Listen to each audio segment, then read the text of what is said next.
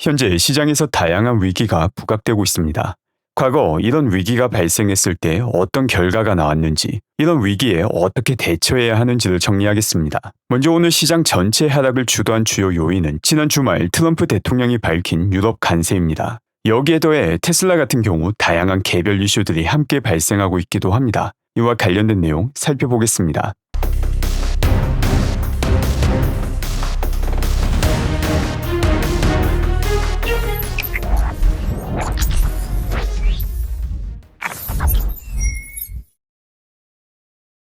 먼저 오늘 시장을 가장 크게 끌어내린 요인은 지난 토요일 도널드 트럼프 대통령이 발표한 유럽 관세입니다. 그 내용을 보게 되면 다가오는 2월 1일부터 덴마크, 노르웨이, 스웨덴, 프랑스, 독일, 영국, 네덜란드, 그리고 핀란드에 10% 관세를 부과하기 시작하겠다고 밝힙니다. 또한 다가오는 6월 1일 같은 경우 이 관세가 25%로 증가하게 되는데, 이 관세는 미국이 그린란드의 완전하고 전면적인 매입을 위한 합의가 이루어질 때까지 지속될 것이라고 밝힙니다. 도널드 트럼프 대통령이 신규 유럽 관세와 그린란드 매입을 연관시키자 다양한 상반된 반응이 나오고 있습니다. 미국이 그린란드를 매입하는 것과 유럽에 관세를 부과하는 게 무슨 상관이냐라는 것이죠. 여기에 대한 도널드 트럼프 대통령의 주장은 그린란드는 미국의 안보를 지키기 위한 전략적인 위치이며 여기에 골든돔을 설치해서 러시아가 발사하는 미사일을 조기에 대처할 수 있다는 것입니다. 그리고 유럽 같은 경우 중국으로부터 돈이 점점 더 들어오며 미국 진영이 아닌 러시아와 중국 진영으로 점점 더 넘어가고 있는 상황이기 때문에 해당 안보 상황과 관세가 관련이 있다는 것입니다. 그리고 너무나 당연히 여기에 대해서는 큰 논란이 되고 있습니다. 미국의 안보를 위해서 남의 나라를 가져간다는 게 말이 되냐, 도둑놈이냐라는 말부터 가만히 두면 중국과 러시아에게 넘어가기 때문에 그것보다는 더 나은 판단이다 라는 평가까지 아주 상반된 평가가 나오고 있지만, 이런 정치적인 평가를 떠나서 투자자로서 중요한 내용은 이 신규 관세가 시장에 어떤 영향을 줄 것인가 라는 점입니다. 그리고 이와 관련해서 아주 큰 힌트를 주는 게 과거 트럼프의 관세 영향입니다. 2025년 상반기 도널드 트럼프 대통령은 전 세계를 상대로 관세를 부과하고 특히나 중국을 콕 집어서 공격하기도 하였습니다. 그리고 그 당시 미국 시장은 아주 짧은 기간에 20% 이상 하락하는 모습을 보여줍니다. 다만 조금의 시간이 지나자 이 하락은 최고의 매수 기회였다라는 게 다시금 증명되기도 합니다. 도널드 트럼프 대통령이 당시 관세를 부과할 때만 하더라도 미국이 상당한 위기에 봉착할 것이다 라는 예측이 엄청난 인기를 끌었습니다. 미국의 GDP는 하락할 것이며 인플레이션은 올라가고 관세로 얻는 세수 증가보다 국민들이 입게 되는 피해가 훨씬 더 클 것이며 주식시장 역시 아주 큰 폭의 하락을 면치 못할 것이다 라는 게 지배적인 평가였습니다. 그리고 거의 1년이 지난 지금 시점, 객관적인 수치로 확인할 수 있는 점수표는 상당히 다른 이야기를 하고 있습니다.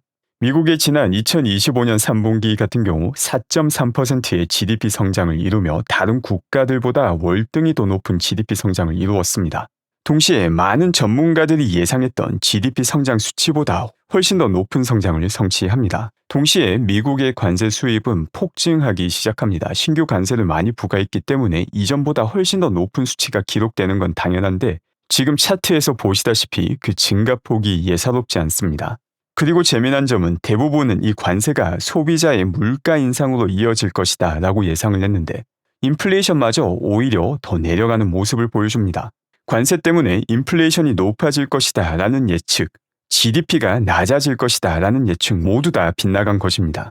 심지어 관세를 받은 다양한 국가의 보복으로 인해서 미국의 수출이 크게 줄어들 것이다 라는 평가 역시 존재하였지만 미국의 수출액 역시 역대 최고치를 기록하게 됩니다. 2025년 초 도널드 트럼프 대통령의 관세가 발표될 때만 하더라도 마치 미국이 망하는 것처럼 이야기했는데, 1년이 조금 지난 지금 시점에서 돌이켜보면 객관적으로 확인할 수 있는 수치로 평가해보면 사실상 당시 지배적인 예측의 정반대가 모두가 현실이 된 것입니다. 그리고 지금 투자자분들에게 가장 중요한 질문은 이번에도 똑같은 일이 되풀이 될 것인가 일 겁니다. 이와 관련된 제 의견은 테슬라와 관련된 이슈까지 정리하고 함께 같이 보도록 하겠습니다. 테슬라 같은 경우 이처럼 시장 전체를 뒤흔들고 있는 이슈에 더해서 테슬라만의 개별 이슈가 발생하고 있기도 합니다.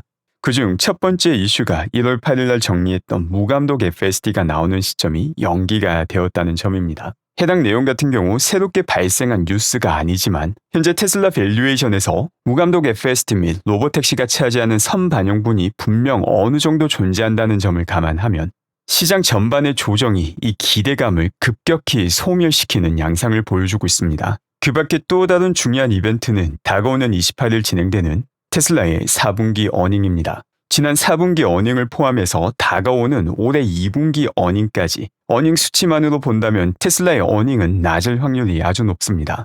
이 역시 작년 미국의 전기차 보조금이 사라지자마자 7월 5일 정리했던 내용이기도 합니다. 그렇기 때문에 지난 4분기 테슬라의 어닝 혹은 다가오는 2분기까지의 어닝에 대한 절대적인 수치의 기대감은 이미 낮은 상황입니다. 다만 중요한 점은 미래 어닝을 지금과 비교할 수 없을 수준으로 크게 올려줄 수 있는 무감독 FSD 및 로보택시와 관련된 확장 속도에 초점이 맞춰지고 있습니다. 물론 이번에 진행되는 4분기 어닝 그리고 앞으로 진행되는 1분기 어닝 같은 경우 FSD 2연 매출과 관련해서는 서프라이즈가 발생할 확률도 충분히 있습니다. 물론 FSD 2연 매출 같은 경우 일회성 성격의 이벤트이지만 그 금액이 상당히 크기도 합니다. 이와 관련된 내용은 어닝 전, 어닝 분석 영상을 통해서 따로 정리하도록 하겠습니다. 결국 다가오는 4분기 어닝에서 어닝 수치 자체도 분명 중요하지만 가장 핵심은 이번 어닝을 통해서 로보택시와 무감독 FSD 미래에 대해 얼마나 큰 확신을 줄 수 있는가에 따라 당장의 테슬라의 주가는 다시금 크게 요동치게 됩니다. 그리고 이런 이슈에 대해 최근 신규 이슈가 더해지기도 하였습니다. 바로 일론 머스크의 라이언에어 인수 발언입니다. 최근 들어 라이언에어의 CEO가 항공기에 스타링크를 탑재할 때 연료 소모량을 과대평가해서 이야기하며 일론 머스크와 설전을 벌이기 시작합니다. 일론 머스크는 라이언에어의 CEO가 실제 스타링크 사용을 위한 설비를 탑재할 때 사용되는 연료를 수십 배 이상 잘못 계산한 무능력한 CEO라고 이야기를 하며 라이언에어 CEO 같은 경우 일론 머스크야말로 항공산업에 대해서 아는 것이 하나도 없는 사람이다 라고 설전을 주고받습니다. 그리고 그 결과 일론 머스크는 라이언에어를 인수해야 되는지 X를 통해서 설문에 붙이고 그 설문의 결과 76.5%의 사람이 일론이 라이언에어를 인수해야 된다고 답변을 합니다. 저는 개인적으로 일론의 라이언에어 인수 같은 경우 진심이 아닐 가능성이 크다고 평가합니다. 일론이 준비하고 있는 미래 큰 그림에 항공사 인수가 큰 역할을 할 수 있다고 생각하지 않기 때문입니다. 또한 동시에 일론 머스크는 비슷한 농담을 과거에 하기도 하였습니다. 2022년 일론 머스크가 남긴 글을 보게 되면 코카콜라를 인수해서 처음 코카콜라가 출시되었을 때처럼 코카인을 다시 포함하겠다라는 농담을 남기기도 하였습니다. 이런 과거 전력이 있기 때문에 진심으로 항공사를 인수하겠다기보다는 하나의 일론식 조크일 가능성이 크다고 보지만 그럼에도 불구하고 이와 관련된 우려는 분명 존재합니다. 바로 2022년 일론 머스크가 트위터 인수를 결정하고 그 당시 투자를 함께했던 투자자라면 이때의 혼란은 잊을 수가 없기 때문입니다. 바로 이 당시 테슬라의 주가가 100불대 초반까지 떨어졌던 시기입니다. 지금 글이 테슬라의 주가가 100불을 찍던 당시 작성했던 글입니다.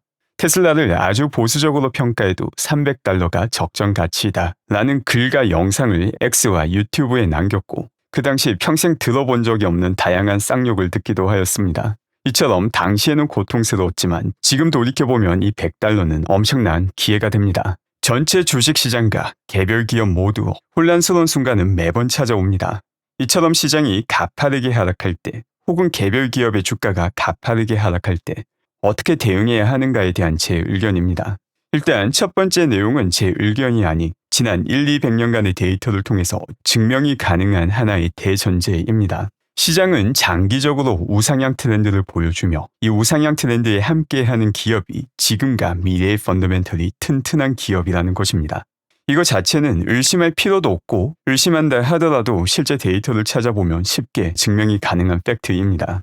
그리고 이처럼 시장은 분명 장기적으로 우상향하지만 그 중간 과정을 보게 되면 결코 수익률이 높지 않은 구간도 많았다라는 것입니다. 현재 수익률과 미래 수익률 사이의 괴리는 언제나 존재한다는 것입니다. 대부분의 사람들은 현재의 투자 수익률이 좋은 기업을 대단한 기업이다라고 생각을 하고 현재 수익률이 낮으면 안 좋은 기업이다라고 생각을 합니다. 하지만 역사적으로 보면 당장 수익률이 낮은 기업이 미래에 훨씬 더 높은 수익률을 보여주는 경우가 허다하고 언제나 높은 시총을 유지할 것 같았던 기업들이 한순간에 몰락하는 거 역시 많이 목격하게 됩니다. 미래의 수익률을 결정하는 건 현재의 수익률이 아니라 그 기업이 가지고 있는 펀더멘털이 핵심인 것입니다.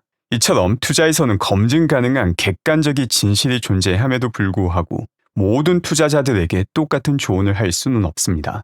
이는 모든 투자자가 처한 상황과 리스크를 감내할 수 있는 정도가 다르기 때문입니다.